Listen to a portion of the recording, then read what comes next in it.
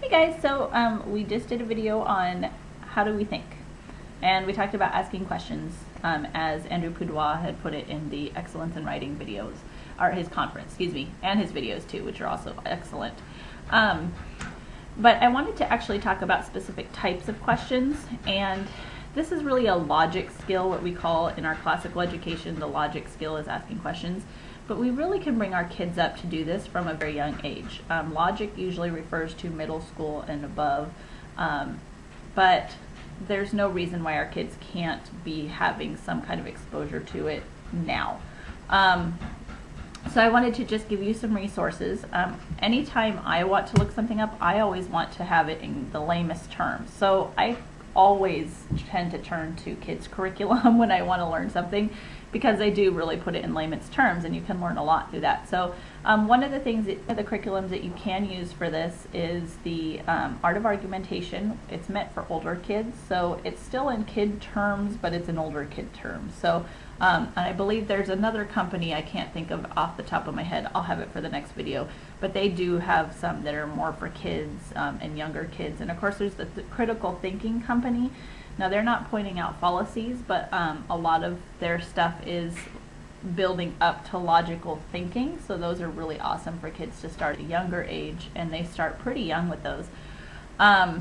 But yeah, so the Art of Argumentation is really good. But I found a free website that is really awesome. It's called the NIZKOR Project.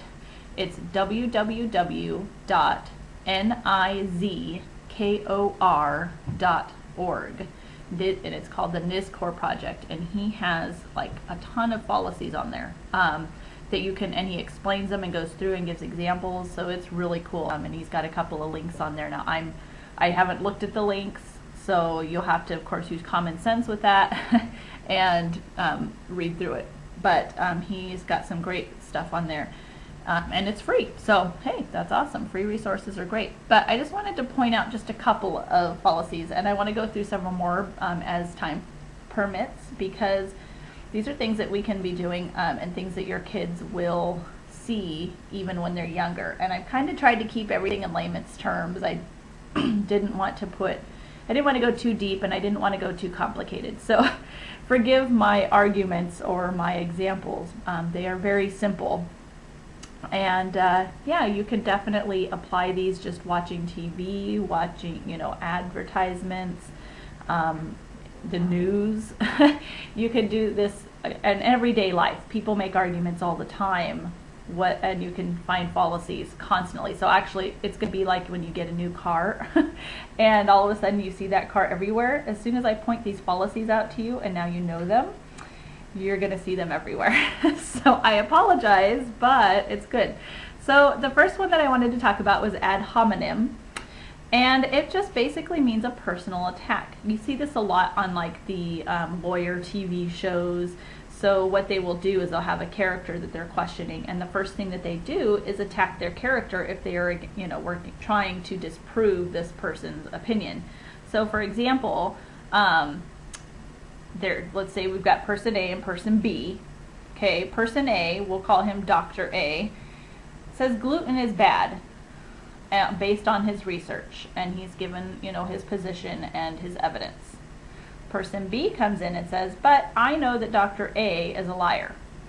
Okay, we've all lied about something in our lives, but okay, sure, Dr. A has lied about something. Maybe not the gluten issue. A lot of times it relates to something completely circumstances in their life. Maybe they've made some bad judgments on something. This is a circumstantial, okay, Dr. A has lied about this.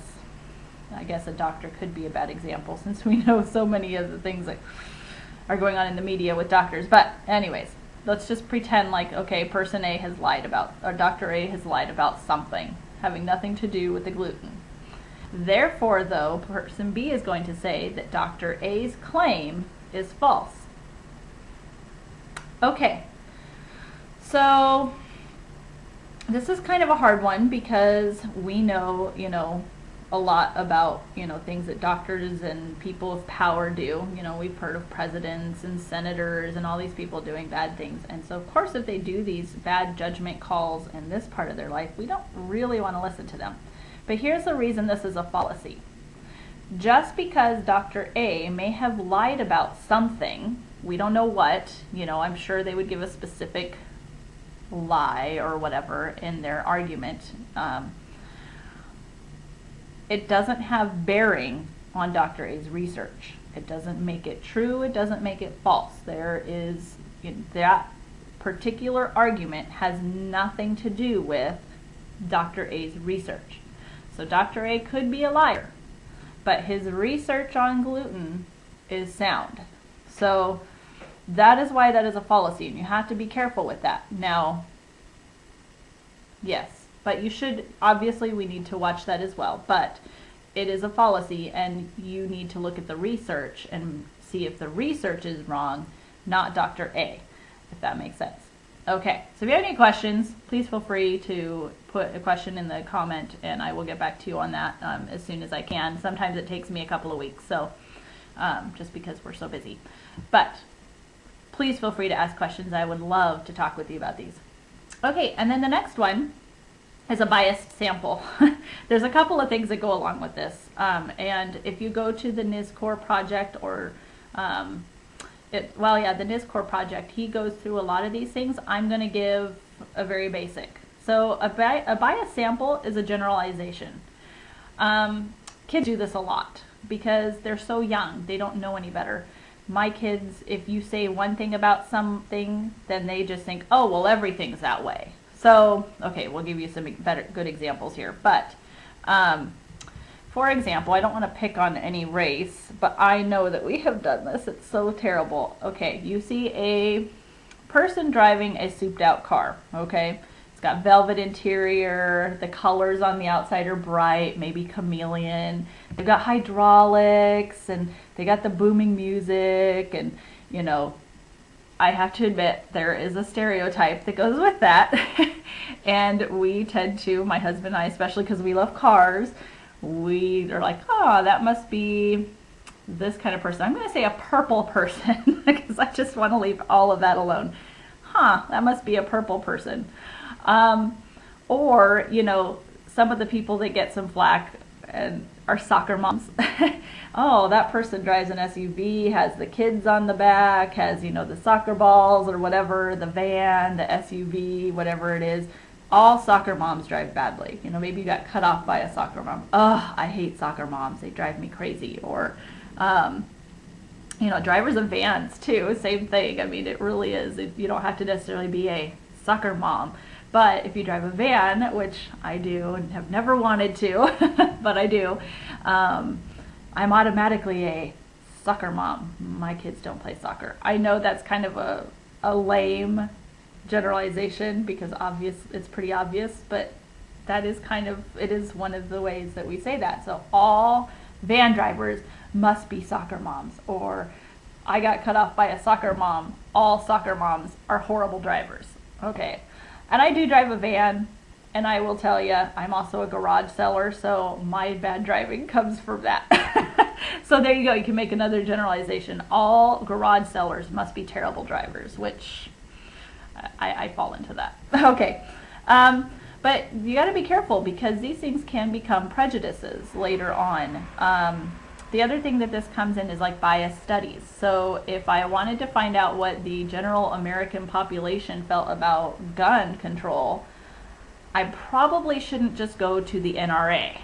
I need to do a study, with all different kinds of people. I need to go probably different places, you should have a general study, not, oh, what do you guys think? And I go right to the NRA meeting.